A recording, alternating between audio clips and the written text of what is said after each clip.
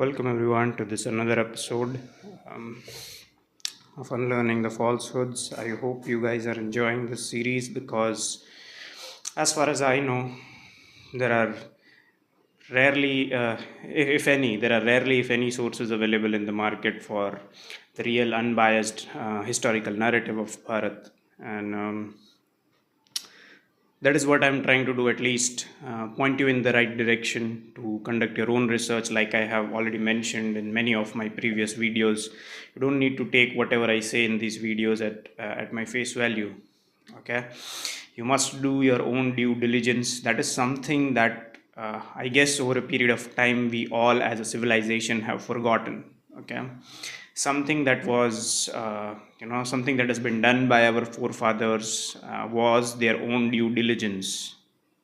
All right, so whenever you come across any piece of information that you think is questionable or has suspicious motives, I would say yes, you should do your own due diligence, try to verify it through multiple sources, and that is something that is ingrained into our tradition. Okay, this whole concept of debating and sharpening your ideas and sharpening your intellect is something that has been done since thousands of years, and it is a continued lived experience. All right, but somehow, due to this introduction of English language, people I come across people and who will tell me that if you are so much against the British and so much against their language, why do you use it? Okay, now people say that demography is destiny. Yes, that is also true, but language is also destiny. Unfortunately, everything that was left behind by the British still continues to linger in our brains, in our life, in our surroundings as well. So the prudent thing would be to adopt it and mold it in a way that suits our needs. Okay, that is what the English did when they came over here. When they were at the shores of Bharat, they realized that there are things that you that they could not change about us. So all that they could do was mold them into the way that would benefit their interests. So yes, right now we are left with the language that is English, and language is rather a very sensitive issue down south. Okay, so I'm willing to concede that yes, in a way, English is a foreign language, and it is part of the coloniality, or the colonial consciousness that we have. But that must not stop us from being conscious about the fact that the language that I'm speaking in has has itself has an inherent bias. Okay, so I have mentioned this in one of my previous videos, that it is counterintuitive, meaning something that you don't want to do. Okay, you'll have to make a deliberate revolt against that thought, and you'll have there constantly will be friction if you try to use English language to criticize the West. But it is possible, okay, with continued effort and practice. Obviously it is possible. So today we are going to focus on the power dynamics of Congress. Okay, in the previous video we have established that the Congress, like I said, the body that claimed to speak on behalf of the majority of the people, uh, which it was clearly not. But there is something else that I want to focus on right now, is they were indulged in a power struggle. Okay, the larger goals of Congress was not to secure independence and drive British out. Okay, when the British was here for more than, let's say, 3 centuries, 2.5 3 centuries, okay, they had established some power structures, some administrative structures, and they had seen, okay, these elites who had the time, leisure, and resources to participate in the political process and be a member of Congress. All right, and they were, I guess, educated enough, they were literate enough in English to participate and understand what exactly was going on inside Congress. So those were the people, and yeah.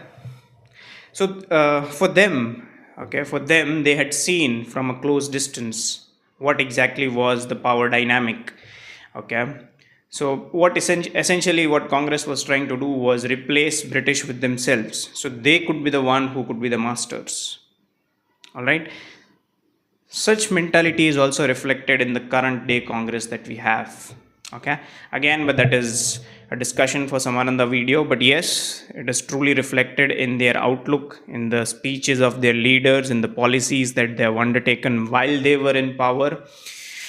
So Congress essentially was struggling to replace British by themselves. So it was a power struggle. Hence, majority of the documents after 1947, they don't call it independence, they call it transfer of power. Meaning the British had left, so the power vacuum that was left behind by them was occupied now by Congress. Okay. So it's not exactly freedom or independence in true sense if you talk on technicalities. All right. So what happened? We ended our previous episode on the note that the Montagu Chelmsford reforms, that was the Government of India Act of 1919. This was a watershed moment in many aspects. Number one was the constitution that was going to be drafted in future from 47 to 1950 onwards draws heavily from the laws of the 1919 Act. Okay, there were two particular individuals who were involved in the framing of these laws. One of them was Montagu, another one was Chelmsford, one of them was Viceroy, another one was Lord. Okay. Yeah, so these English people, they have fancy ways of adding titles to their names to sound superior. Yeah, so one of them was a lord, one of them was a viceroy. That is not the point right over here. So like there were constitutional reforms in 1909, there were also constitutional reforms in 1919. Okay, but before that there was a committee that that was led by both these members, Montagu and Chelmsford, to come up with a report. Okay, they were tasked to come up with a report to analyze the on ground real politic, what exactly was going on, what were the demands of the natives, where exactly the power dynamics was going, what was the power balance. So they were tasked to come up with a report to inform back home in Westminster that what should be the degree of self determination that was to be granted to Bharat, because um, that was a very aggressive demand by Congress and political parties. Okay, keep in mind that demand was just self determination, not total and utter sovereignty. Okay, that tells you a lot about the servant mentality that the Congress moderates had. But we have spoken about this at length in many of the videos. If you have not seen other videos of our series Unlearning the Falsehoods, you can go to the playlist sections of our YouTube channel and find the entire playlist over there.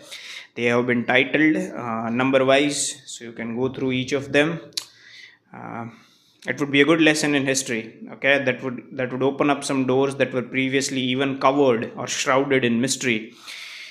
So yeah, so in this video we are going to discuss the Montfort report that was published, and that would give you an insight into the psyche of the British. What exactly were their sinister designs after 1919? What were they planning?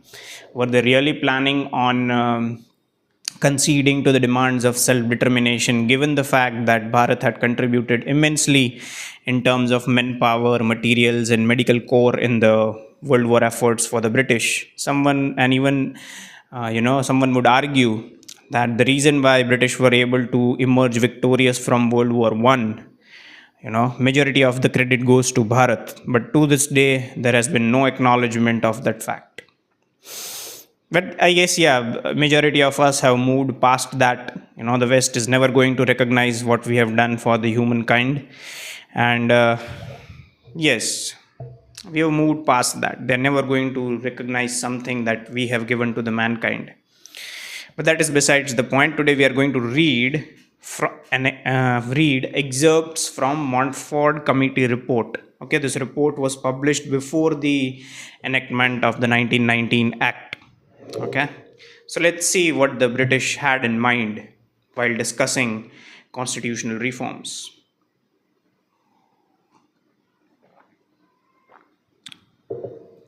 So these are the excerpts from that report. This is not me saying it. Okay, I'm quoting verbatim. I'm not even I'm not even paraphrasing. We may conveniently now gather up our proposals so to present a general picture of the progress which we intend and of the nature and order of the steps to be taken on the road. Our conception of the eventual future of India is sisterhood of states, self governing in all matters of purely local or provincial interest, in some cases corresponding to existing provinces, in others perhaps modified in area according to the character and economic interests of their people. Over these congeries of states would preside a central government. Okay, the current model under which we function, that there are state governments and at the center there is another government overseeing all these state governments, was conceptualized in 1919. Okay, so something that the British did, there was an inherent bias because they wanted to maintain their control over us and they wanted to prolong their dominion over Bharat. So hence they were coming up with such schemes. Okay, post 47 onwards, why did we continue with this model? Again, that is an appeal to your reason, something that you should look into. Over these congeries of states would preside a central government increasingly representative of and responsible to the people of all of them, dealing with matters both internal and external of common interest to the whole of India, acting as an arbiter in interstate relations and representing the interests of all India on equal terms with the self governing units of the British Empire. So, in that report, what they are saying is, in a sense, we are going to establish a two-tier democracy, meaning at the local level, at the state level, there will be state governments, and but at the center, there will be an overlooking government, a central government as well. Okay. Now, this was deliberately designed. At the center, there was going to be a legislative assembly. Majority of those members would be elected. Now, who all were the members of that electorate? Meaning, who were going to vote in that elections? I urge you to find out what were the conditions for somebody who is eligible to vote, and after that, use your own sense of reason and decide what percentage of people would have voted. Something for you to research on your own, your homework, if you will. All right. So here, like I said, they are discussing that they were willing to concede some of the demands, but complete and utter sovereignty was clearly off the table. Next up, but it seems to us axiomatic that there cannot be a completely representative and responsible government of India on an equal footing with other self-governing units of British Commonwealth until the component states whose people it represents and to whom it is responsible, or at least the great majority of them, have themselves reached the stage of full responsible government. Here the report is talking about, all right, the government that they established, even at the state level and even at the central level. Okay, that cannot be completely representative or a responsible government. Even the British were aware of the fact that even if we establish this two-tier democracy of state government and the central government, majority of the people, they are not politically conscious, they do not understand the dynamics of politics. Okay, how can you expect them to do so when the education that you were imparting was strictly limited to the elites who had the money, time, and leisure to indulge in those activities? So, mass of the populace was clearly outside the the arena of politics that was being played during those times. So this is British accepting in the Montfort report that the majority of the population, they are still not, have reached the stage of full responsible government. So how do we decide, okay, who takes the state power? Nor even then can we say that the form of the degree of responsibility which will be reached in India will exactly correspond to that attained by the dominions. The final form of India's constitution must be evolved out of conditions of India and must be materially affected by the need for securing imperial responsibility. So the very idea of constitution that was talked about in the Government of India Act of 1919, it says very clearly in this report, okay, that was contingent based upon the need for securing imperial responsibilities. Okay, so the very idea they were going to frame a constitution was to secure their rule, secure the British rule over Bharat. So the whole scheme, state government, central government, constitution, the whole scheme was designed purposefully with the sole purpose of protecting British interests. All right. So nobody saw this post 1947. Nobody really realized this. That is something for you to think about and appeal to your reason. Our history textbooks will conveniently ignore this because it will hurt political interests of some political parties. Yep, like I said, our history textbooks is a joke. Next up, so after the Montfort report came about, okay, it was released to the public for them to read and give their own opinion. So here it is very interesting to see, and this will put out in the open where does the loyalties of each political faction in Bharat lie. Okay, where were the loyalty of the moderates? Moderates, they were clearly in support of this because they were the ones who demanded this in the first place. Okay, they were the ones who stuck to the demand of self-government within the British, within the umbrella of British rule. So clearly, Montfort report was saying that. Okay, now one would like to think, why were the moderates, so frustratingly important? Meaning, why weren't they exactly demanding full independence?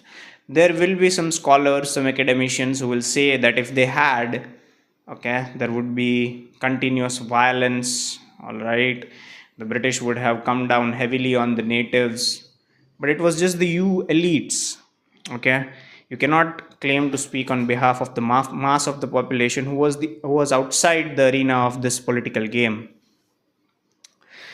So yes, the moderates were clearly in support of the Montfort reforms. On the other hand, the nationalists, they were clearly opposed because their demand was complete and utter sovereignty. They were not clearly not happy with the concessions that the Montfort report mentioned. Okay, and the Muslim League, another political party of that time, they were measured. Okay, they were very measured and very careful while critiquing the Montfort report and the recommendations in that report. There are multiple reasons, but some of them are that number one was you need to understand the backdrop in which Montfort report came about. Okay, that backdrop was the First World War had ended. Okay, Turkey had been defeated. The Christian nations in the West had managed to wrest the control of majority of the Islamic countries. Okay, now was the time to negotiate peace. Okay, so the Muslim League knew that if they would be aggressive in criticizing the British, okay, the British wouldn't be benevolent when they will forge out a treaty with Turkey. So they had that conflict of interest. Not exactly conflict of interest, but they wanted something from the British at that particular point in time. So they cannot be too forthcoming with their real intentions of, uh, you know, cannot be really forthcoming with their real criticisms of the Montfort report.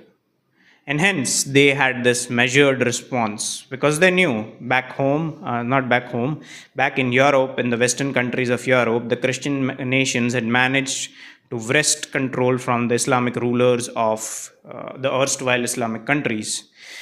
So they were negotiating peace treaties, and if the Muslim League was too harsh in their criticism, the British would consider and keep this in mind while negotiating or hammering out a peace treaty with Islamic countries, especially Turkey, because since it was the caliphate during those times.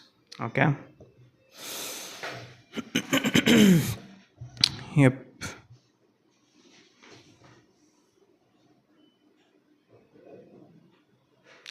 Even at the same time, League of Nations was going to be established. For those of you who don't know, United Nations, as we see today, was initially named as League of Nations. It was established right after First World War for peace treaty negotiations and recovery from destruction that was the product of the war.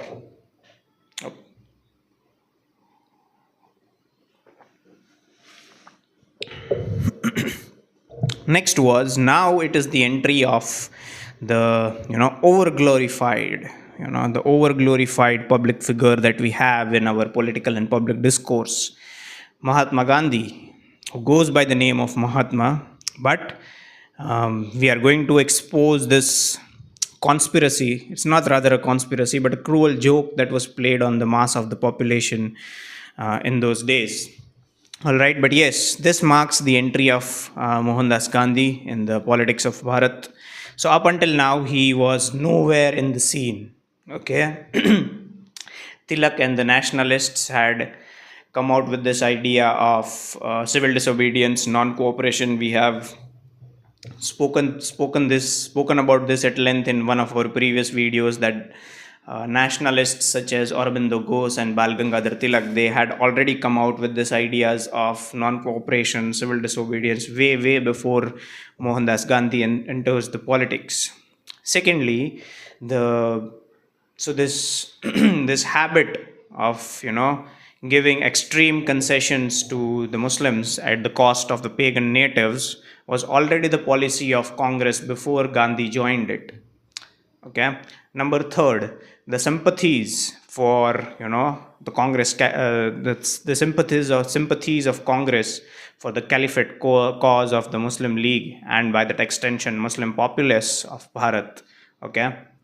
So the appeasement politics of Congress had already begun before Gandhi joined it. Okay. So here we are going to read a letter. We are going to read a letter that Mohandas Gandhi writes to the Viceroy at 29th of April in 1919. Okay, after 1918, sorry, 29th April 1918, Mohandas Gandhi, he writes this letter to the Viceroy, and this is an excerpt from that very letter. I'm quoting him verbatim. These are his words, not mine. Lastly, I would like to request His Majesty's ministers to give definite assurances about about Muslim states. I am sure you know that every Muslim is deeply interested in them. As a Hindu, I cannot be indifferent to their cause. Their sorrows must be our sorrows. In the most scrupulous regard for the rights of these states and for the Muslim sentiment as to the places of worship, and in your just and timely treatment of Indian claim to home rule, lies the safety of the empire.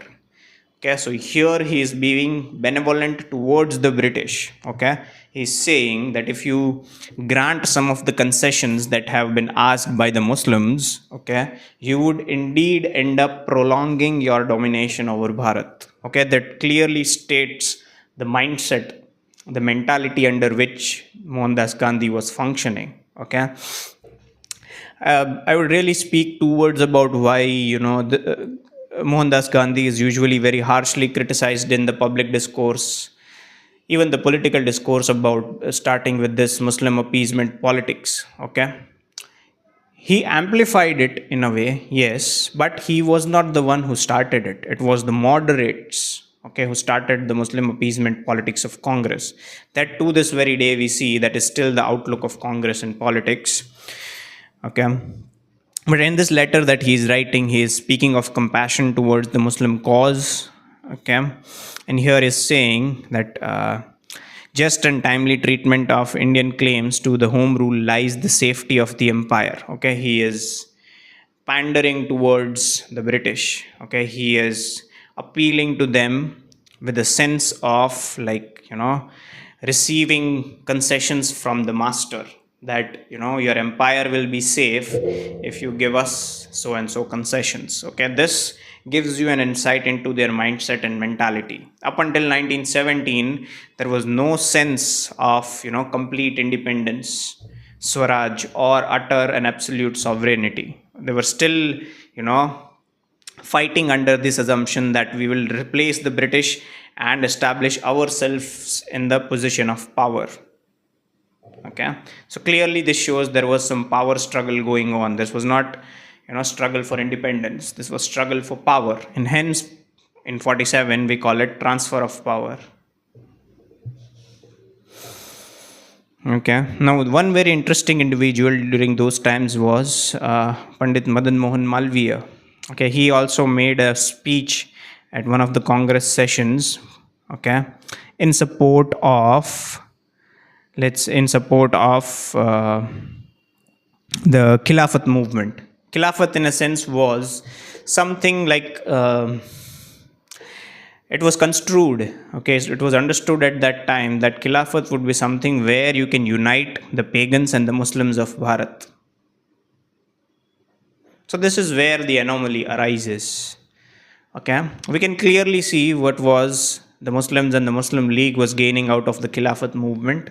What exactly were the pagan natives gaining out of this mutual, alliance of benefit? Someone would argue that Congress, hence it was fighting for its secular credentials. So if Congress was fighting for its secular credentials, how come is it making concessions on behalf of pagans? So there are multiple anomalies over here. Number one was they were not the spokesperson of the mass of the population who were indeed pagans. They might have been educated in English and they might have come so far from their cultural moorings. But the majority of the people, okay, on whose behalf Congress claimed to have, spoken during those times, they were not far from their cultural moorings. So clearly there is this incongruence between the narratives. So in this mutual beneficial alliance out of Khilafat, clearly it was the pagans who was not getting anything. It was the Congress who was furthering and legitimizing their false claim of being the sole spokesperson, whereas on the other side, Muslims, they were clearly getting some benefit out of it in the form of support for the Congress for a cause that the pagan had nothing to do about. Now, one might think, was Congress so gullible and naive at that time that, a small part, a small faction of Muslim League leaders were able to manipulate and, were able to manipulate them? Again, an appeal to your reason, something for you to think about and ponder about. All right. So, yes, this is something that Madan Mohan Malviya, he speaks in one of the Congress sessions.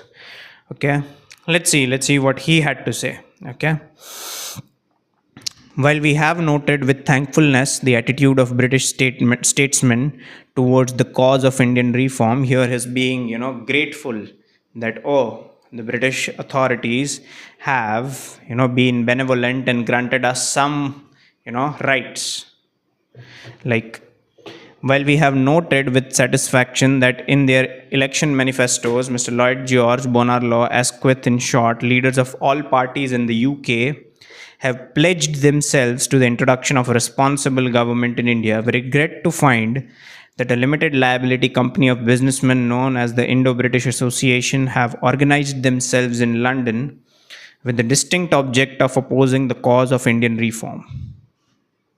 Okay, here is speaking about that some of the British leaders in the Westminster, they were okay. So this understanding that since they were giving minimal concessions to the natives, this was taken as benevolence. So the mere idea that this is benevolence speaks volumes about the entrenchment of coloniality at that time. Okay, imagine somebody ruling with an iron fist but making some minimal concessions, that is construed as benevolence by the moderates.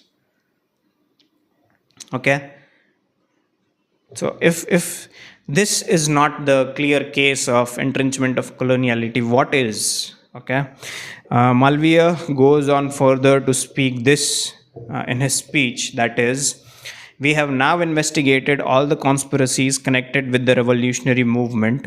In Bombay, they have been purely Brahmin and mostly Chitpavan. In Bengal, the conspirators have been young men belonging to the educated classes. Their propaganda has been elaborate, persistent, and ingenious. In their own province, it has produced a long series of murder and robberies. All these plots were directed towards one and same objective, the overthrow by force of British rule in India. Sometimes they have been isolated, sometimes they have been interconnected, sometimes they have been encouraged and supported by German influence.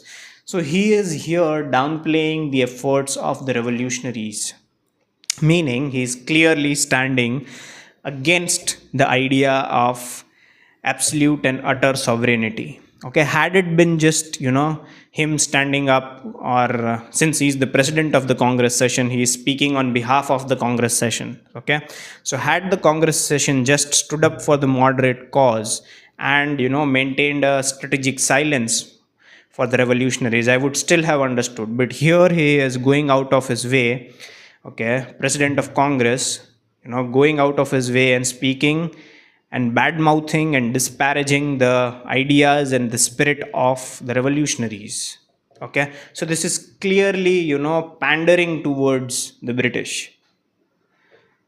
These are his words, these are not mine. These are literary evidence available on the internet, conveniently hidden from our history textbooks. Now you know why. All right. Now it would be interesting to see what was the approach of Muslim League towards the Montfort report, towards the idea of self-determination and not complete independence. Like we have mentioned in our previous videos, there was this alliance of mutual benefit between the people of the book. Although there were some frictions after the First World War and the Balkan Wars, but let's see what the president of the Muslim League of, in so there was a session of Muslim League in December 1918, and the president of that league session was Fazlul Haq.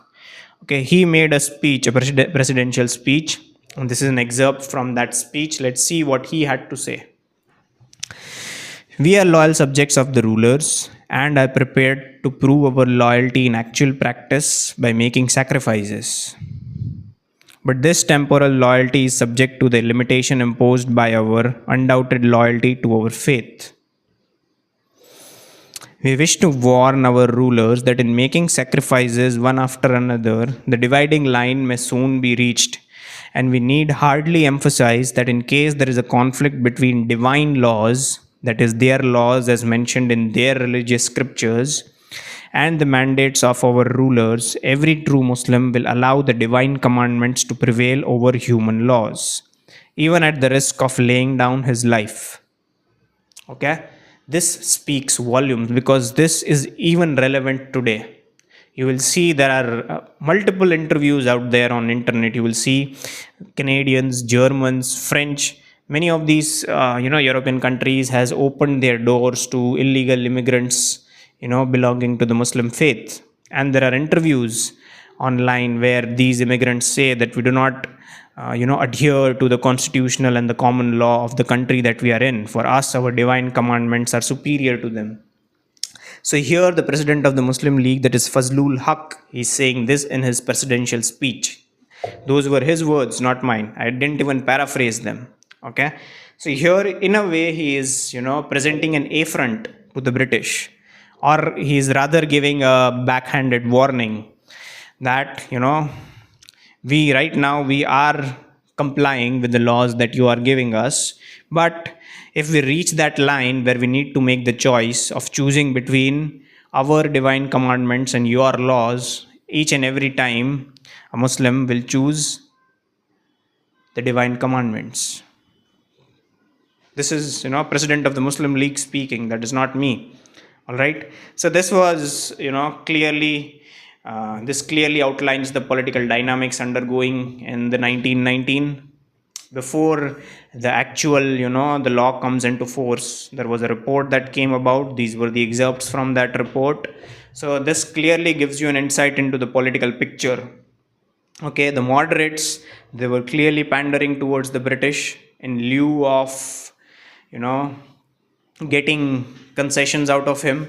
That clearly establishes, or it is a clear manifestation of the master slave mentality, that okay, we will keep abiding or keep complying by their rules, okay, in this aspiration or in this lieu of getting concessions out of them. That was number one. Number two was going by from what Fazlul Haq said in the Muslim League sessions in the December of 1918. They were clearly They clearly had become conscious of the fact that the First World War had ended. So we need to take a measured approach towards the reforms that were going to be, the reforms that were going to come about in 1919.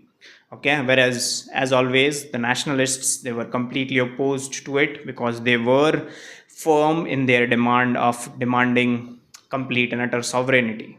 So these were the political dynamics, and you might have already, if you're not really politically conscious, you can also observe this in your day-to-day life as well. Okay, whenever there is a need that arises, somebody will want to be, want to be friends with you when there is a convenience and when there is a need, and when that um, span of convenience passes, that friendship or that alliance will die out. Okay, that was the reality, that still is the reality of our political landscape. You will see that there are diametrically opposite political parties with diametrically opposite ideologies who will come together to form coalition just for the sake of power sharing. So yes, this clearly underlines the and underscores the fact that the struggle that in which the moderates and by that extension Congress was indulging was a power struggle, not an independent struggle. Similarly, the same thing was with Muslim League. They had realized that it was a political struggle, not a power struggle. Okay, that's it for this episode of Unlearning the Falsehoods. I will see you guys in the next video. Thank you for watching.